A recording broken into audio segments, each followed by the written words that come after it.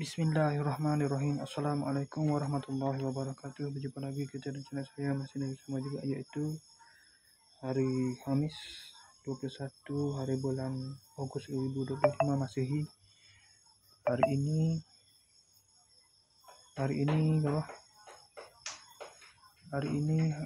hari Kamis, hari Kamis 21 bulan Ogos 2025, 21 Ogos 2025 Masehi, bersama dengan kali ini pukul 7.36 malam. Jadi sudah berubah tarikh daripada 27 pada 18 Safar 1447 Hijriah. Okey. Seperti biasa, video dari report kita untuk hari ini iaitu untuk edisi hari Khamis 21 hari bulan Ogos 2025 Masehi, bersama dengan 27 dan 18 Safar 1447 Hijriah. Okey.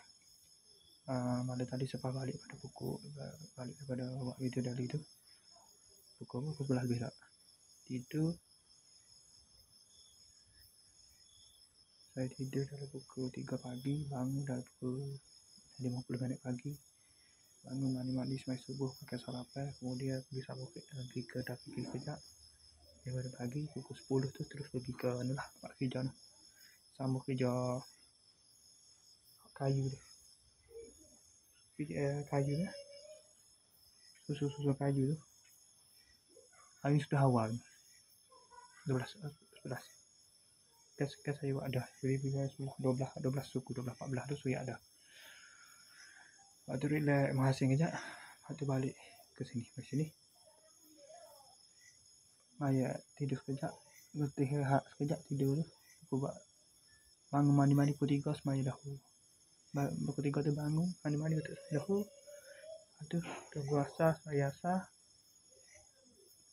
Pas semaya asar tu barulah tu dah kita paksu makan nasi sekarang. Lagi sana. Lepas tu mai sini balik. Sampai dah ke gelap hotel ni. Sampai ke sini tak ke mana dah. Sampai ke hotel gelap dah. Semaya. Lepas tu masuk maghrib tadi 7.24 semaya. Lepas tu terus mandi semaya maghrib 7.30 ni terus buat video ni.